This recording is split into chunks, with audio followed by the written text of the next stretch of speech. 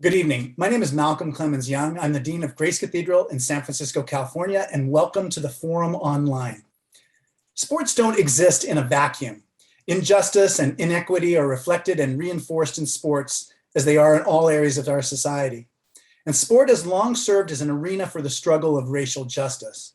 Athletes such as Tommie Smith and John Carlos to Colin Kaepernick have served as powerful agents for change.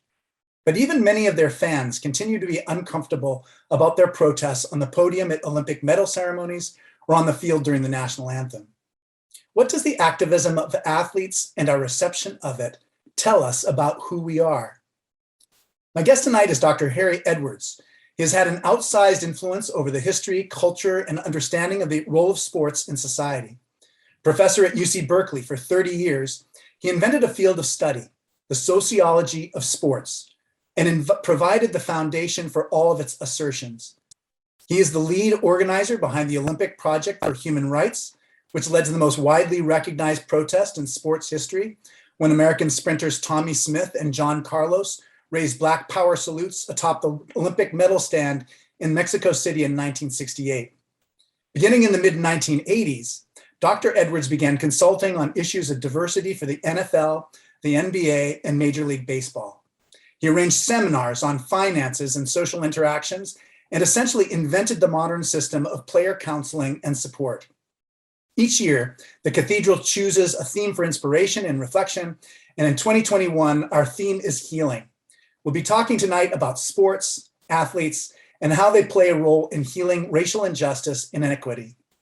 Professor Edwards, thank you very much for joining me.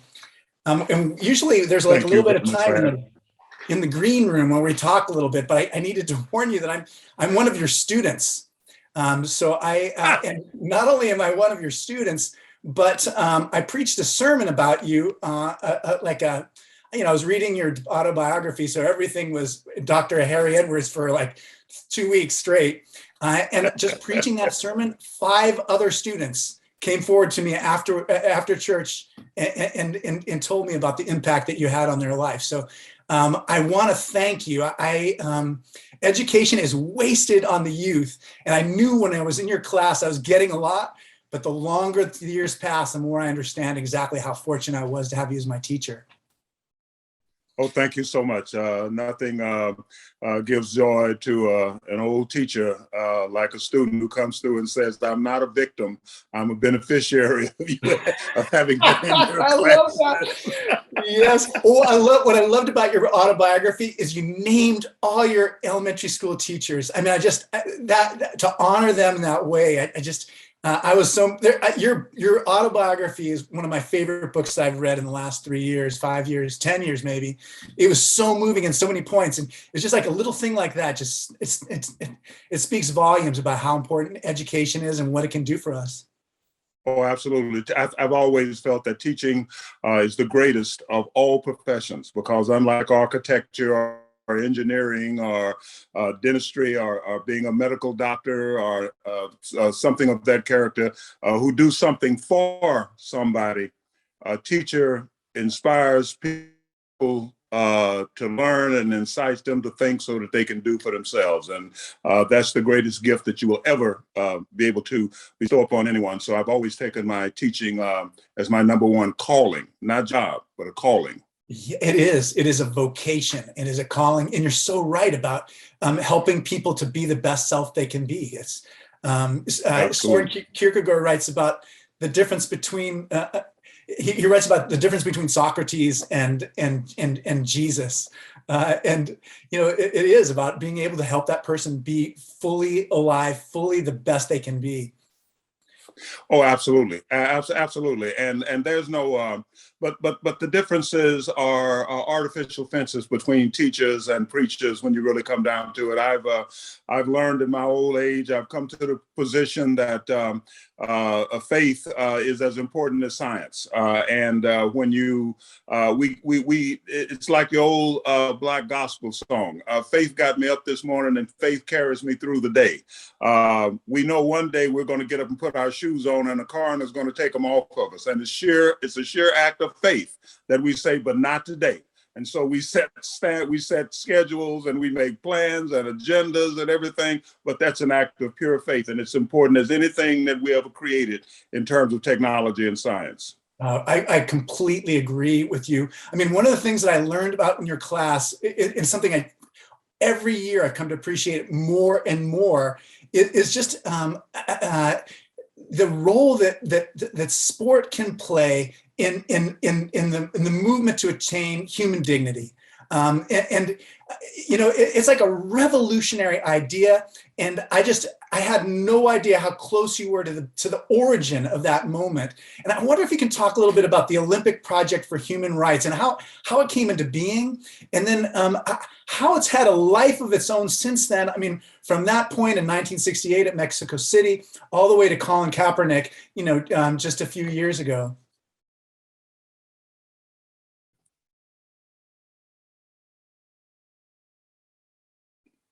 Picking up a little bit, I kind of lost your sound.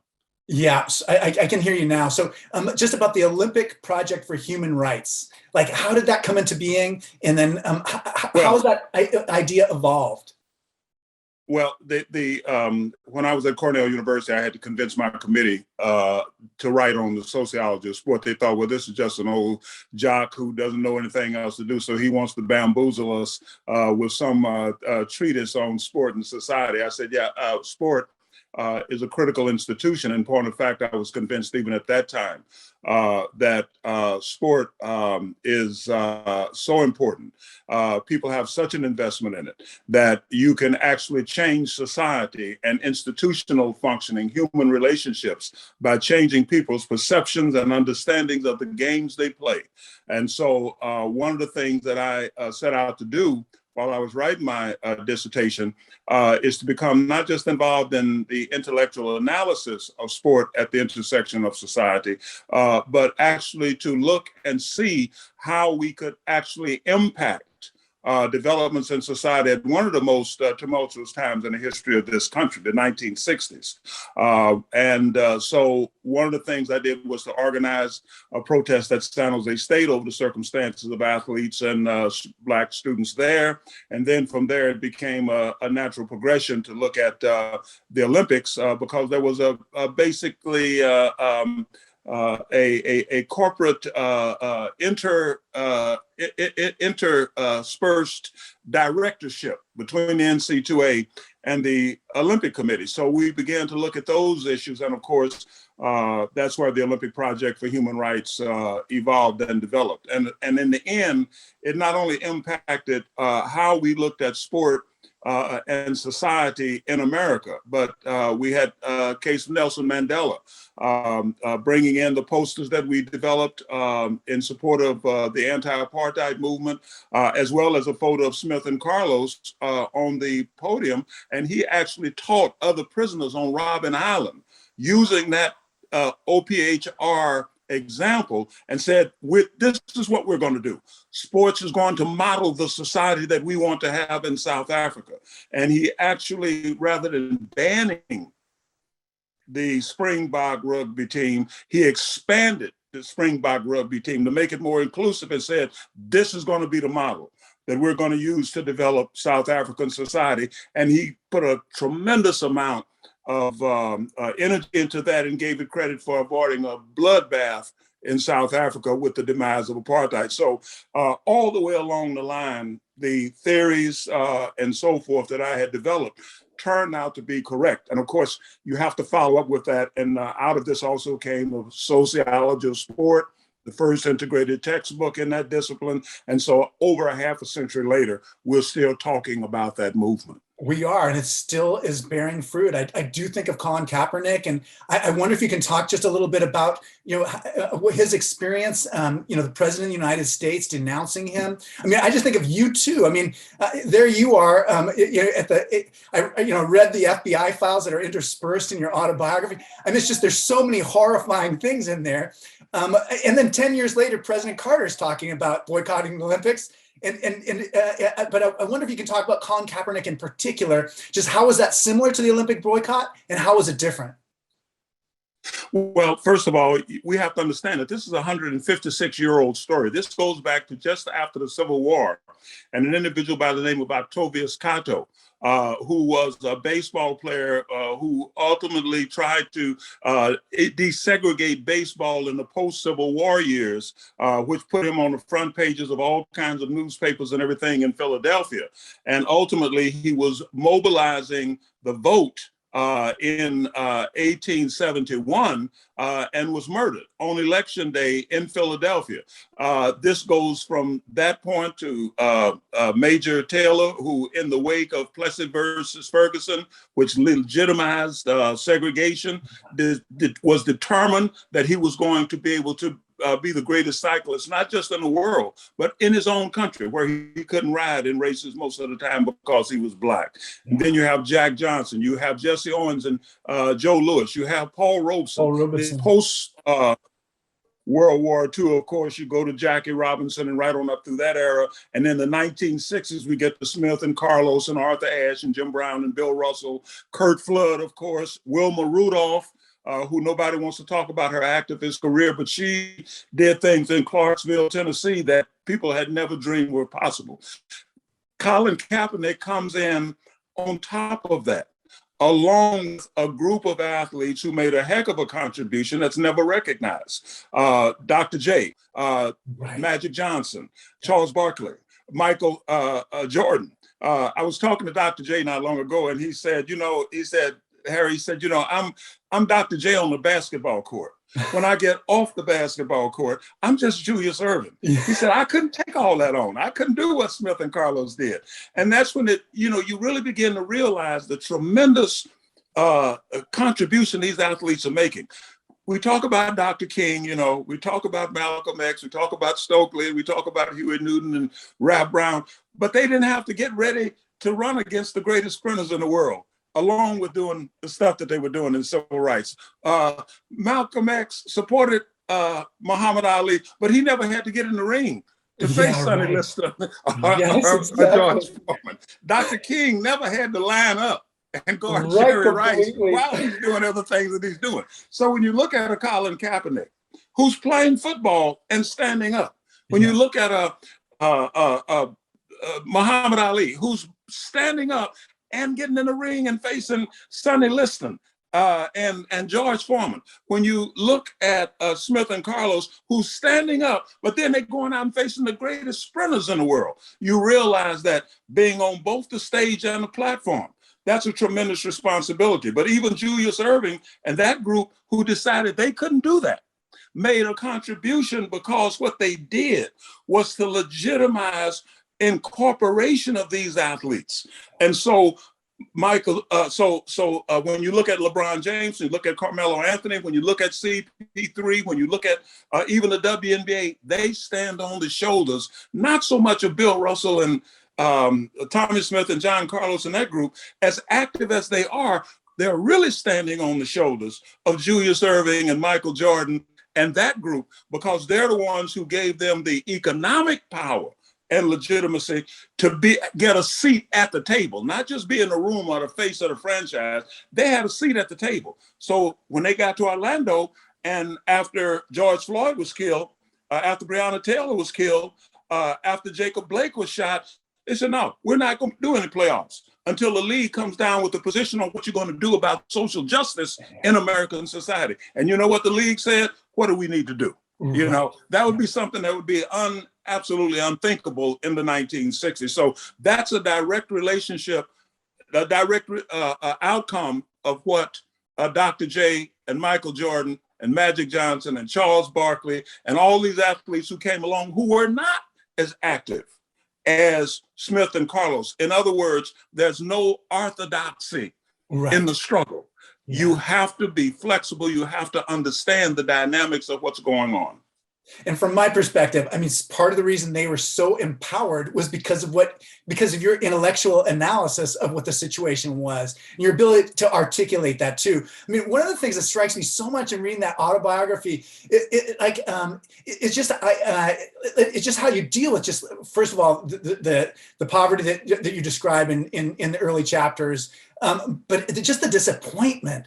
I mean, I think of you being like the co-captain of the track team and talking to your track coach, and then kind of defending your fellow student, just saying, "Hey, listen, we just got to get this guy's shoes." I mean, you may not like how fast he runs, but everybody on the team has to have shoes, and leading to kind of like a difference in opinion that ends your track career forever. Yeah. And I just wonder, how do you deal with the disappointment, and how do you help people who are just kind of cut off at the knees? I mean, it made me so sad. And this is because there's so many bad things that happened in the story, but when you said, "I never threw the discus again," I mean, that just, I was heartbroken to read that.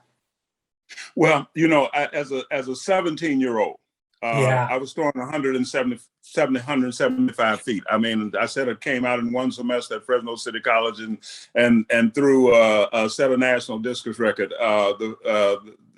The first time I threw the discus in practice, the coach said, "Hey, you know what? That's further than the community college national discus record." I said, "Oh, okay, then I'll come out and throw the discus." But I wound up in junior college principally because I couldn't qualify academically for any of the four-year schools that I wanted to go to. So when I was captain of the track team, because my first semester as a freshman, as an 18-year-old, I set a new school record, was throwing pretty close to 180 feet. The world record at that time was 193. And I knew I could throw further than 193 feet with the discus. I figured I could do that by the time I was 19 years old. Yeah. But of course, it came down to the issue of equity and fair treatment of Black athletes at San Jose State, Negro athletes at that time, and the coach and I had a disagreement. So at the end of I guess he really didn't have any choice, because I went in to talk to him, and after I walked through the door, I turned around and locked it. So he took that, he took that personally. Yeah, but what one of the things I learned from you is just like, you're so. You have such a philosophical attitude about the sports. You know what I mean? It's just like, and it's something that people really care about. And it's important for people to hear your message. That it's not the end of the world. It's not everything. And yet at the same time, it's just, it's marvelous to me that you're able to just kind of carry it lightly, to recognize the way it's powerful and important, but to also know that, especially you're just like your message to young athletes about, how hard it is to be a Dr. J or to be a Bill Russell. That's an important message for people to hear even today, I imagine. Oh, absolutely. And you want young people to learn to dream with their eyes open. You don't want to disperse them of their hopes and their dreams, but they have to learn to dream with their eyes open. And that means that you can be everything that you want to be. I came in to San Jose State as a 17-year-old freshman athlete. My dream was to play in the NBA and be on NFL and AFL draft boards and so forth. At the end of it, I was all of that, but I was also an Ivy League Fellowship Award grad student, where I was accepted at Cornell and at Harvard and a number of other schools, and that made it crystal clear, something that I had believed from the outset, that we have an obligation to be everything that we can be and be the very best at it. And so while I was on the draft board of the Minnesota Vikings, I was on the draft board of the San Diego Chargers, I was scouted by the NBA in basketball. I chose to go to Cornell and get a PhD. And I was glad that I had those options. And so what I try to tell young people is, don't give up your dreams, but learn to dream with your eyes open. Yeah. Be everything you can be, because you never know what ticket they're going to be looking for, what ticket they're going to be punching when the train comes. Yeah. Well, one of the most powerful stories from me from that time was you as a doctoral student at Cornell and going into New York City and hearing Malcolm X lecture talk. Oh, yeah. I mean, it was in that section where you come back on after he'd been assassinated to hear the white students cheering. That was just so demoralizing. But I wonder if you can tell us a little bit about just Malcolm X, what your relationship was like with him, and maybe just like what we wouldn't know if we just read autobiography of Malcolm X. Like, what more was there? And then I have a follow-up question after that. Well, I didn't really have a relationship with Malcolm X. I got to interview some people in his congregation in New York because I was writing my master's thesis on the Yes. Black Muslim family. I Right. had a relationship with Louis Lomax, who had Yes. worked very closely with Malcolm X, and who, when I went to New York to do research for my master's thesis, I said the magic word, Louis Lomax. He said, "Oh yeah, okay, you're good." You know, because at the time, Malcolm was a pariah. He was outside of the Nation of Islam. He was outside of the mainstream civil rights movement. He was outside of the popular mass movements for sit-ins and so forth, because that had not been part of his agenda before he left the Nation of Islam. And he really didn't have a lot time to build this new direction toward collaborative efforts at achieving human rights. And so I got to speak to him very briefly. Somebody took a picture years ago and sent it to me, maybe 12, 15 years ago. They found it in their daddy's attic or something among his, they sent it to me and said, "Doctor, I figured that you might want to have this."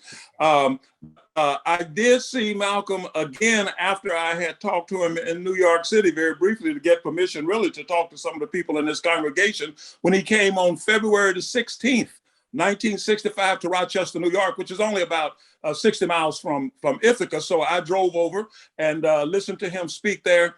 He was probably the most charismatic individual that I'd ever heard speak. And I had heard Dr. King speak. I had heard Louis Lomax, who was a brilliant speaker, James Baldwin, who was also a brilliant speaker. All these people I got to know through Lomax and through Maya Angelou, who wrote the foreword to my autobiography. Right, exactly. Yeah.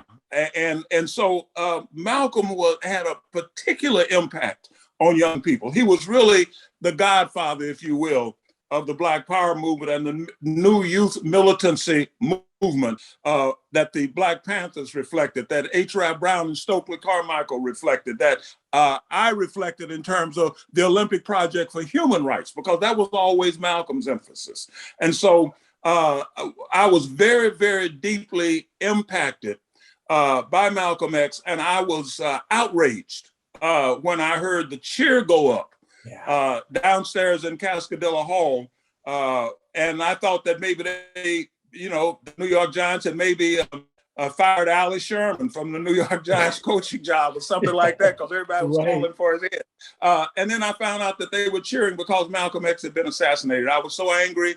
I really never did have very much to say to anybody else in that dormitory as long as I was there. And I was there for 2 years. Yeah. I mean, that was horrifying for me. One of the things I loved, though, when you talk about Louis Lomax was, I mean, he talked to you about just like what your style was going to be, I mean, and I thought that was so interesting too. Just like, are you going to be wearing like the tightly tailored suit, or are you going to be doing something different? And it's like, as an 18-year-old, when I met you, it didn't even occur to me that you had thought about what your personal style was going to be, because you knew you were communicating a message, and how you decided on that. But Malcolm X, I wonder too, you stand up in front of groups of people so often, and what you learn from him in terms of just like as a speaker, as somebody addressing groups. To tell the truth, to be articulate, to make sure that the points that you're making are on point in terms of the people that you're speaking to and that you're speaking about.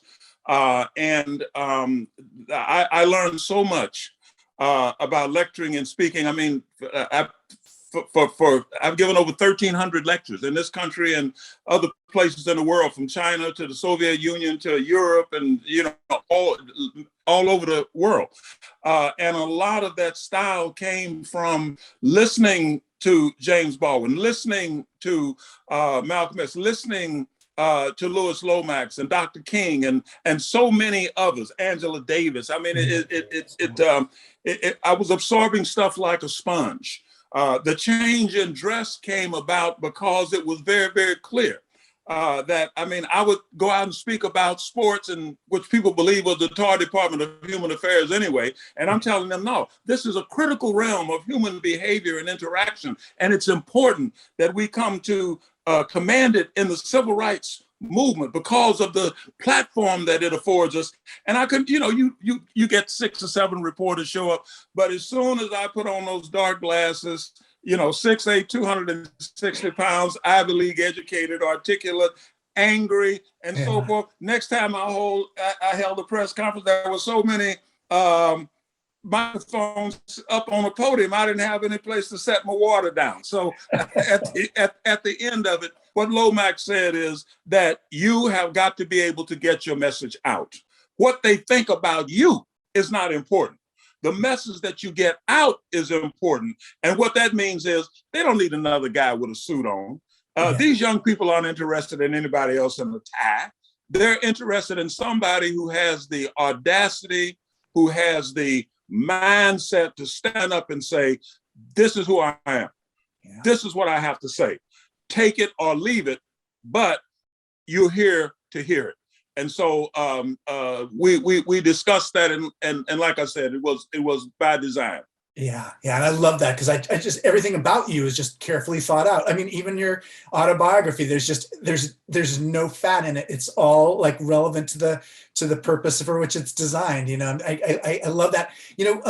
Reading about the fort in your autobiography, it was so powerful, and just like what life was like in East St. Louis was so powerful. And I wonder, just as everything was happening in the wake of the shooting of Michael Brown, I wonder just that insight from having grown up so near there, just if that made it look different to you, like, because Ferguson for me is just, it's a name of a place, but I don't know it from any other place, but that place. And I wonder if that changed your experience of Michael Brown's shooting and what happened in the aftermath of that. Well, I grew up in East St. Louis, and my family broke up very early. I was 9 years old when my mother left, and as I finally got a chance to tell both her and my father, I was not surprised that they broke up. I was surprised that they stayed together long enough to have 8 children. I was 9 years old when she left, and by that time, my father was working 2 jobs, so we essentially raised ourselves. And one of the things that we had to deal with was the violence. In so many Black communities at that time. Police violence against Blacks, Black violence against each other was something that we had to live with. Police shooting Black men to death was not anything that was rare or something that we had not become understanding of. We didn't become accustomed to it, but we were not surprised by it. And so the kind of thing that happened with Mike Brown was usual. I mean, I grew up where there would be a body in the alley. I mean, and because nobody cared, I mean, did nobody come out there? We didn't have garbage, so it just laid there. I mean, until somebody finally said, hey, we got a problem out here, and they would send somebody out to remove. But that's what I grew up with. East St. Louis was one of the toughest cities in the country, and still, you have 19. You're 19 times more likely to be murdered in East St. Louis than any other city in the country. So at the end of the day, that was something that we were aware of, that I grew up with. But the one thing that East St. Louis did for me, when I left there as a 17-year-old, coming to California with the idea of ultimately playing football, making it to the NFL, I realized that there was very little that the world could do to me because of what I'd already gone through in East St. Louis. We used to call the place we lived the fort because you had to take a stand, because if you didn't, you will get wiped out.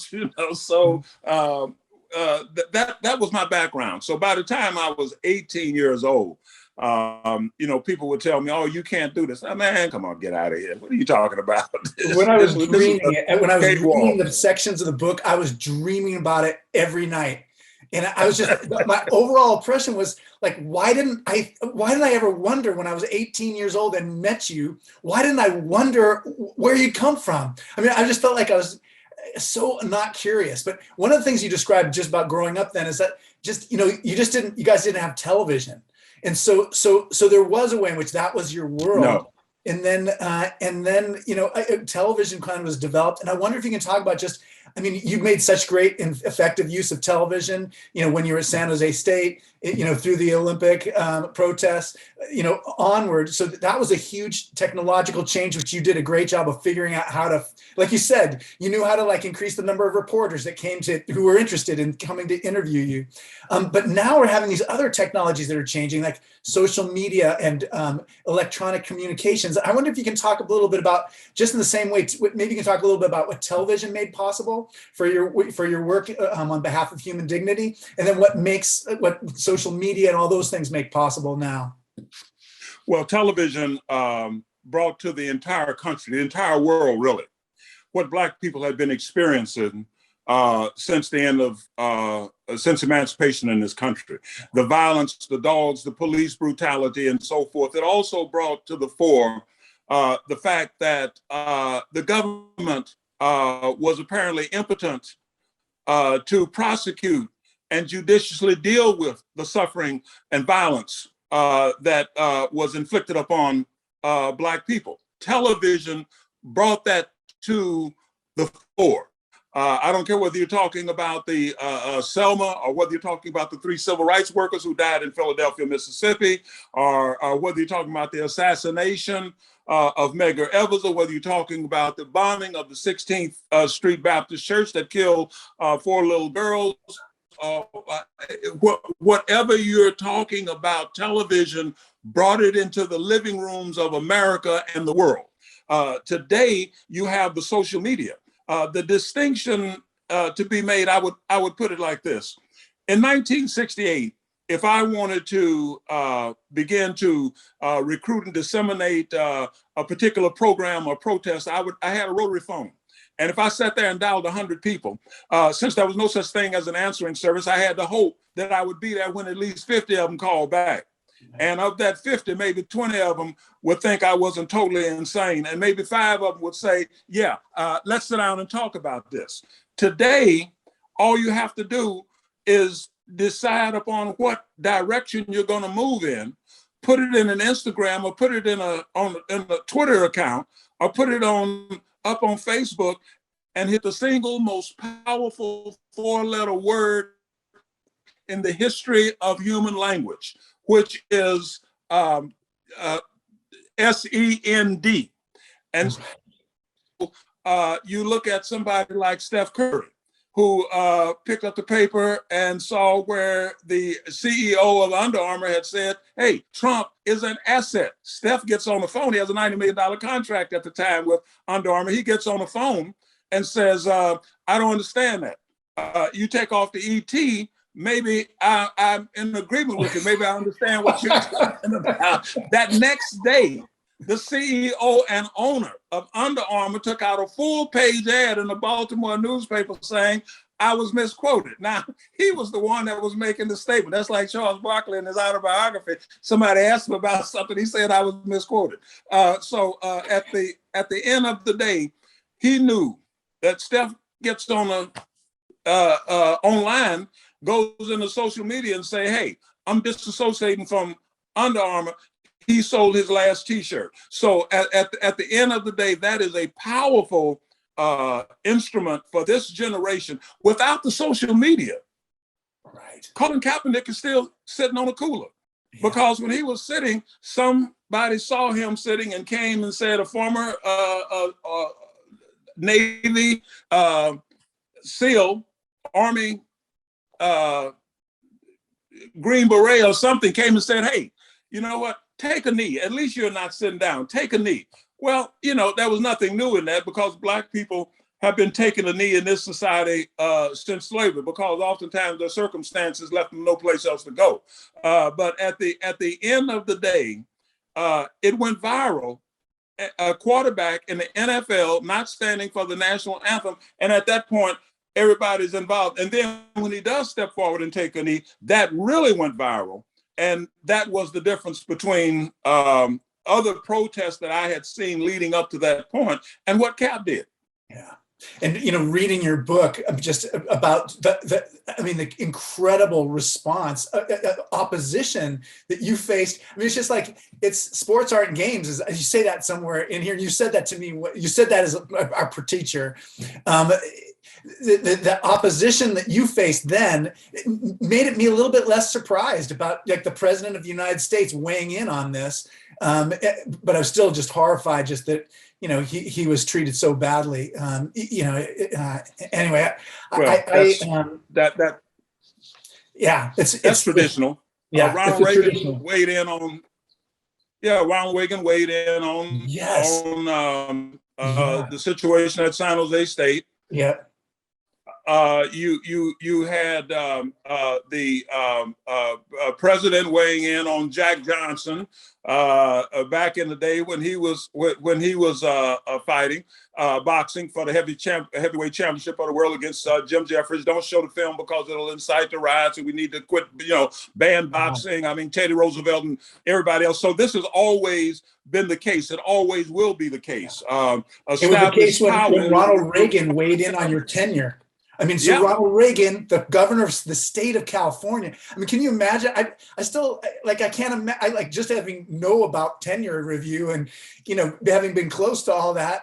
I just cannot imagine like you said, it's like the pressure of being the athlete and then having this like role in trying to advance society.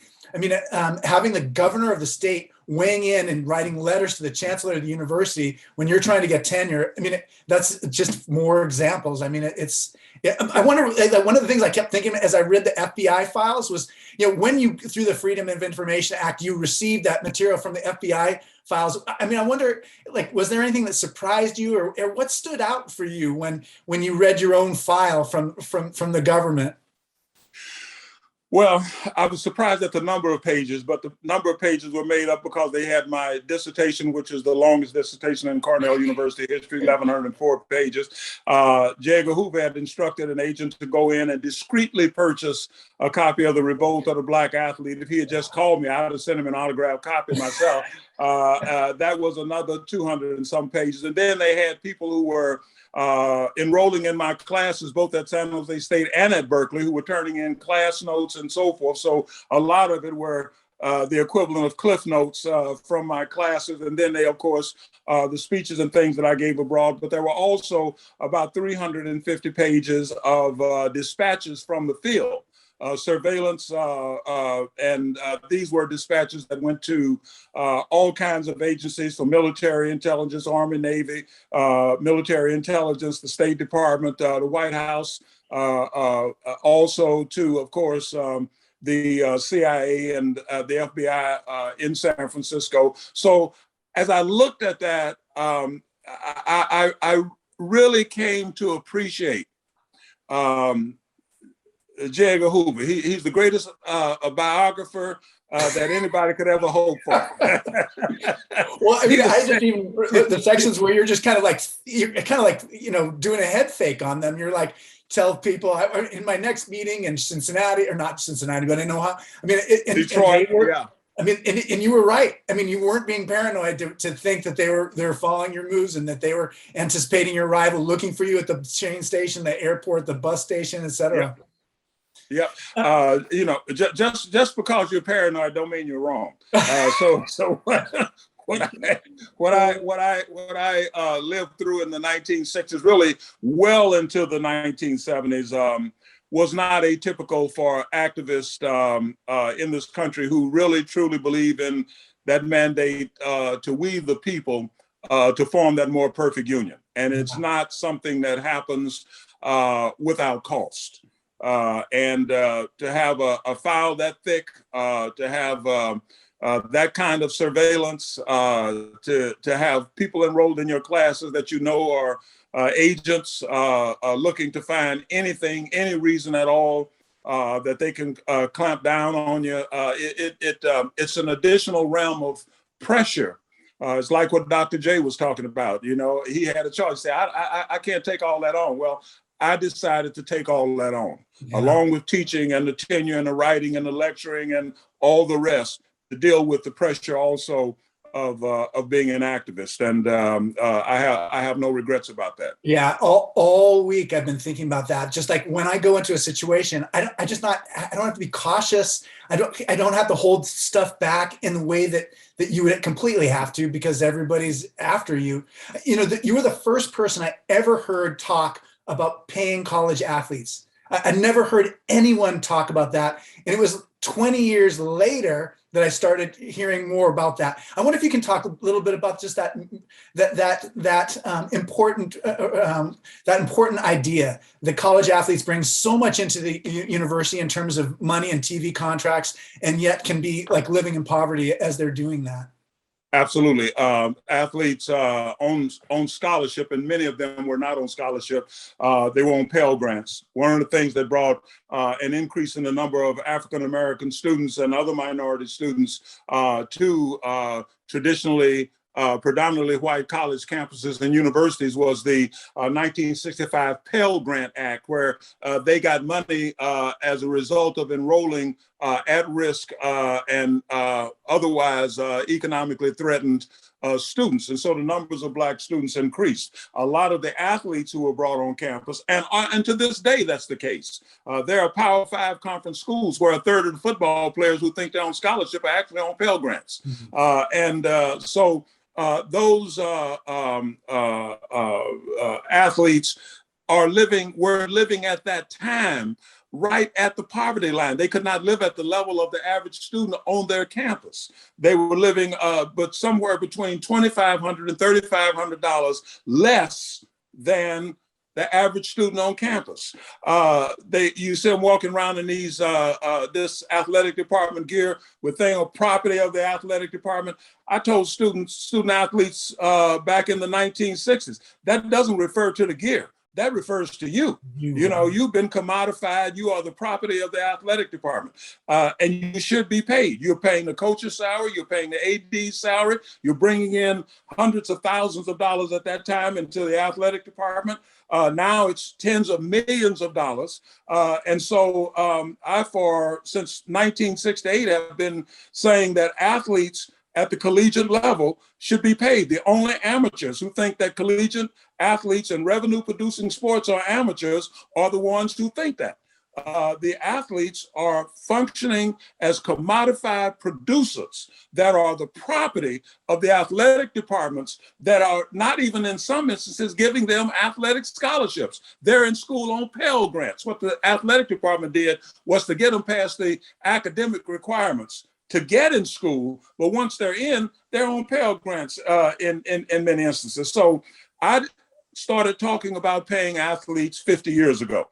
And it turns out that one of my former students at Berkeley, Nancy Skinner, who turned out to be a state senator, organized a group of people in the California state legislature, brought in LeBron James, brought in a number of other athletes, and they literally got a legislative bill passed, which made it legitimate for athletes in collegiate sports in California to be paid, to take advantage of marketing, their likeness, images, and so forth. And so that meant that every other state now has to do that. Otherwise, every athlete's going to be coming to California. You know, they come to California to participate in junior college before they go to some Power 5 school, because they were going to have an opportunity to benefit economically. So that changed that whole thing. But again, that goes back to a young lady who was sitting in one of my classes who said, you know what, that makes sense. And when she became a senator in the state of California, she pushed that through. I'm so ignorant too. It just didn't even occur to me that once California does it, of course, you know, you're going to want to go to UCLA and not University of Wisconsin, or, you know, University of Sanford rather than University of Texas. It just even occurred to me, just because of the state, it's going to have that much broader effect. One of the things I wanted to ask you about is that you mentioned this earlier in our conversation, but that research that you did on the Black family for your master's thesis, I wonder, like, what effect it had just on you in terms of how you were as a parent, how you were as a father. Well, you know, I was lucky. I married above my I know. my status. That story made me. That was I was so managed, happy to read that chapter. she has managed to keep this thing together for 54 years because I've given her ample reason. I mean, just the time that I've been gone, to say, you know what, it's time for this one.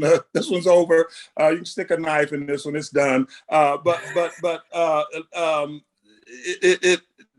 Black Muslim family turns out to be more conservative, more middle class oriented than the comparable socioeconomic class families from traditional Black community environments. They were business oriented, they were frugal, they were all of these things that America puts forth as these are family values. That's what I found the Black Muslim family to be in 1966.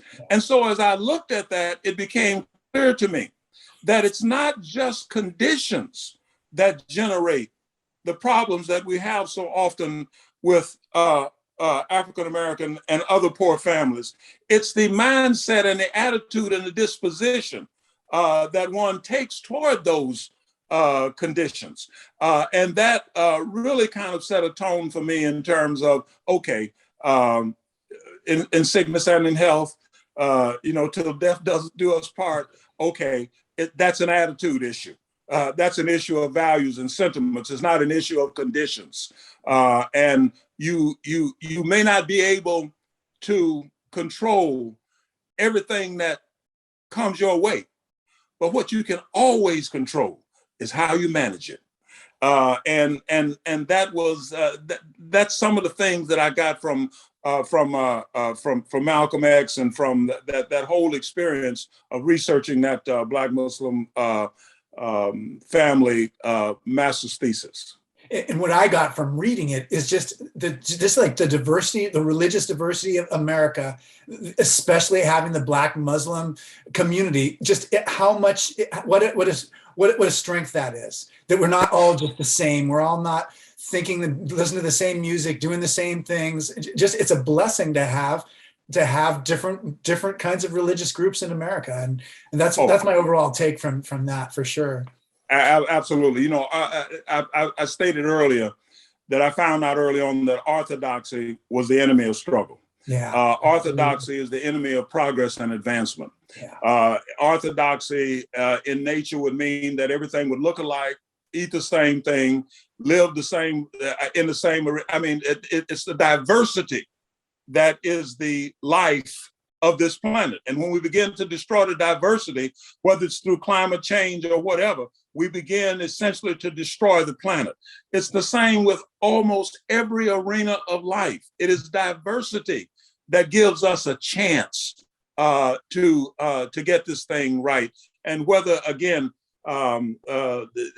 religion is as important as science. People worry about science replacing religion. Hey, you know what? In some particular instance, it might displace it, but it's never going to replace it, because as I stated, there are just too many things that this planet and this world bring to the human experience, which leaves them oftentimes nowhere to go but to their faith. They have to get up in the morning and believe it, that I'm going to make it better today. It's not luck. Luck is something that you wait on to happen to you.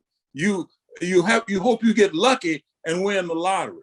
Faith is something that you get up believing that you can make happen. And that is so critical to everything. It was an act of faith to put men on the moon. They didn't even know if they could get them back, but they knew one thing: we got a chance to get them back, and they had that faith. So you can't separate those two things out. And the minute you find one without the other, you got a problem. You find people who don't believe in science, they don't wear masks, they don't get vaccinated, they don't. You find people who are so critical of anything having to do with faith. The next thing you know, they're not coming out the house because things have got to be that rough. You got to get up in the morning and put the shoes on, even though you know, like I said, one day the coroner gonna take them off of you. But through faith, you say, but not today. I'm getting out there today, and we're gonna get this done. So I don't have a Professor Edwards in my life anymore. And it's so disappointing. But instead, I've got two replacements, my own children, who are constantly raising my consciousness because there's things are changing. And you don't have this experience so much because you have young people around you, just working with athletes and working in college world. But one of the things they've taught me about is what they call it the man box. It's just like the way my own perception of masculinity can sometimes create a kind of barrier for me being a complete and full person. And as I read your book, you talk about the manhood hustle. And that's what it sounds like. When they talk about man box for me, they talk about the manhood hustle. But I wonder if you can talk a little bit about that too. What is the manhood hustle and how do you see it still at work and changing over time? Well, so let me go to something else. This has so much to do with men defining themselves in terms of their domination of women. Yeah. This has so much to do with their feeling of relative perceived women are not going anywhere. That women do. The first step in getting rid of the manhood, all the rest of it, is understanding that we're not going anywhere that women don't go. As full, equal, respected partners and leaders in many instances because of what we men have done to this earth, to this society, to this world. We can't be everything we can be. As human beings, forget the masculinity part.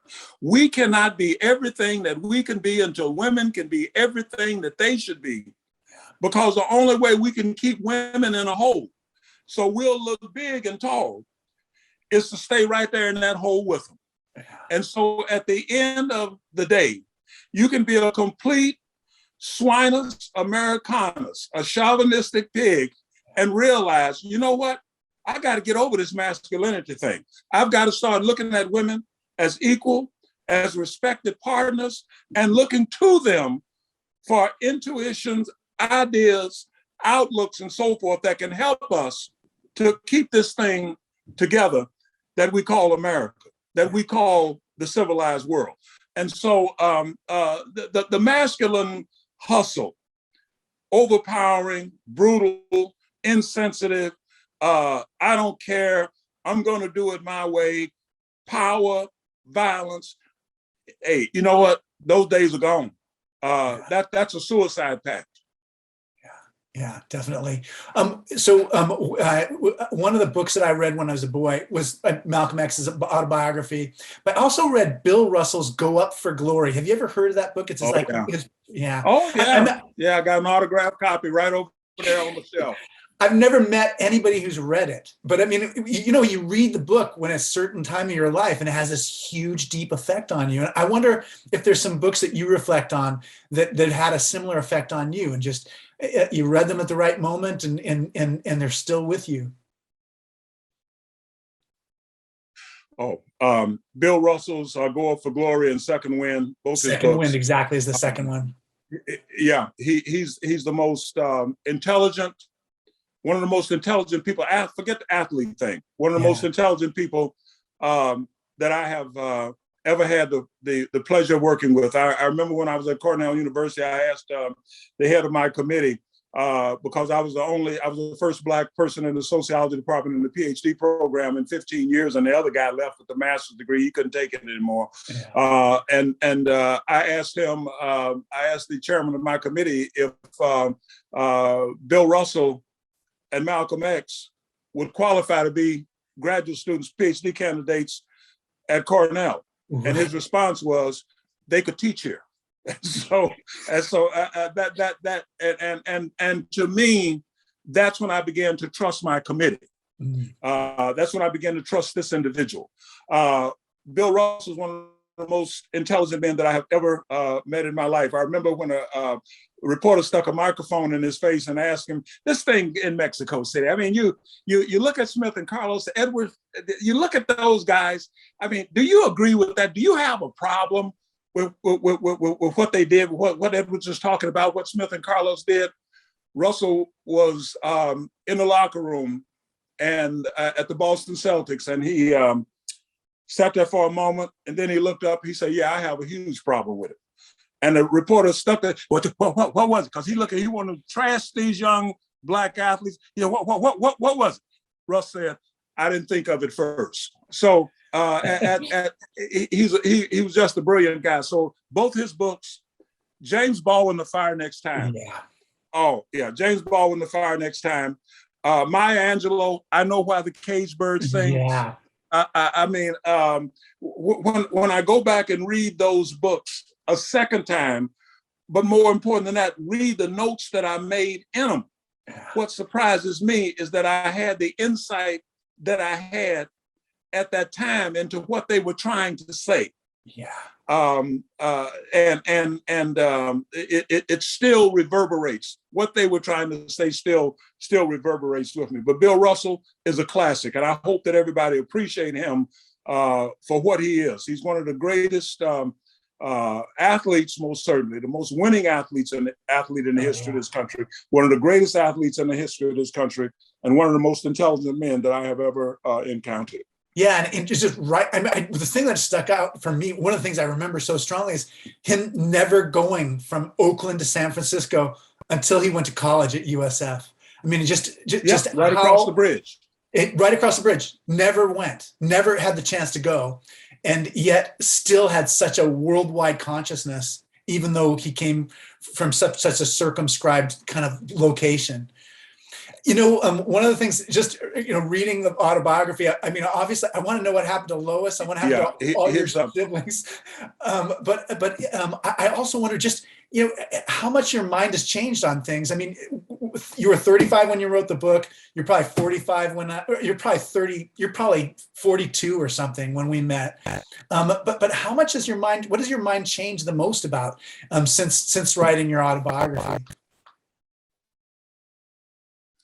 How have I changed? Yeah, have you changed your mind on things? Because in a way, reading it, I'm just like, yeah, that's the same man I knew then, and I'm listening to you now. It's the same man I know now. It's just like, well, my former students tell me I haven't changed physically. I'm approaching 80 years old, but they say you haven't changed physically. You still sound the same. Well, I have to keep reminding them that. Beauty breaks, pretty ages, but ugly as feather. It's the same. Me and Herman Munster will look the same when we turn 90. You know? I have to remind folks of that. But look, everybody changes. Yeah. Dr. King changed. Yeah. Oh my gosh. He and Malcolm were standing back to back. Yeah. Malcolm X changed. Yeah, so much. Everybody that I know changed. Yeah. And if they didn't change, then something was wrong. Yeah. So have I changed in some fundamental ways? I mean, I did not expect to live to be 30. Yeah, you say that in the book too. You say that in the book so many people around me were being shot down. Yeah.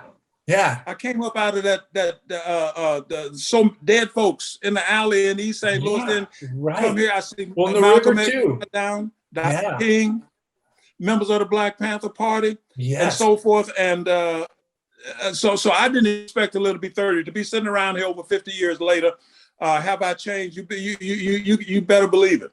And I got not only to see my 3 great kids grow up, a corporate lawyer, a doctor, and a computer software specialist, but I got to see some grandchildren and realize why grandparents are always ready to show you the picture of their grandkids, because you love your children unconditionally, but you fall in love with your grandchildren. And I've fallen in love with my two grandsons, and every time I see their face, it just lights me up. So have I changed? Absolutely. Have I changed in terms of fundamental principles, values, beliefs, and so forth?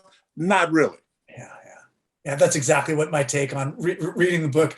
You should look back at it again, and you should write the next section. Basically, you really should. I mean, I'm sure people tell you that all the time, but so there's so many questions I have for you, because when we were in class, you talked about the Black Panther movement, you talked about Angela Davis, you talked about so many people I want to know more about, and I feel badly, but we've completely run out of time.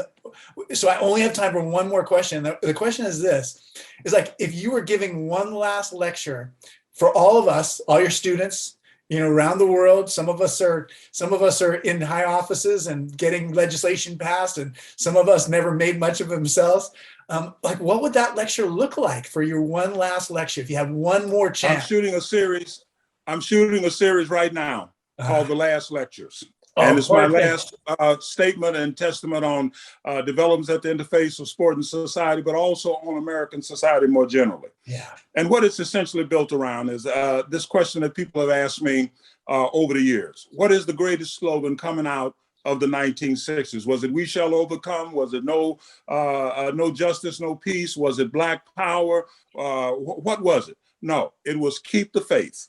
Because without that, you have absolutely no vision of what it is that you're struggling for. And when we lose faith in the institutions of this society, when we lose faith in ourselves to make positive and constructive changes, when we lose faith in that capacity to reach out beyond the barricades to each other and sit down and talk about creating and achieving this idea called America, we're finished. Not because of external invasion, but because of internal collapse. And so the greatest thing that I hope to contribute in this 7-part series of lectures is to provide a solid ground based upon the historical evolution of the dynamics and substance of change in American society at the interface of sport and society, a basis for people to look up and say, this struggle has to go on.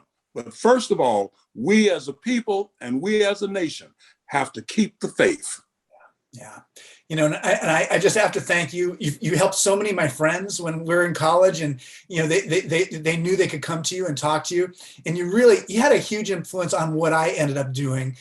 There's a lot of things I could have been and done, but your inspiration is part of the reason why I got ordained and did all this. So I'm very grateful for this time together, and just like a lot of your students, we're carrying your little voice in our back of our heads wherever we go in the world.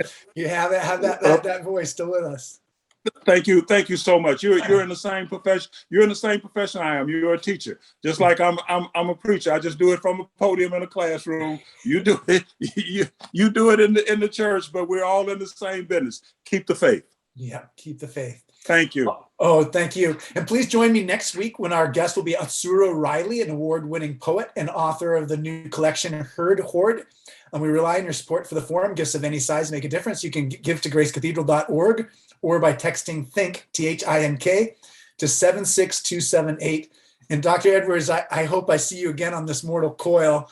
I'm so glad that you're recording these lectures. I can't wait to see what your final lecture is. All of us, your students, we thank you for what you've given us. All right. Thank you very much. And let's do this again sometime. It's been a privilege. A blessing for me. We'll do it again.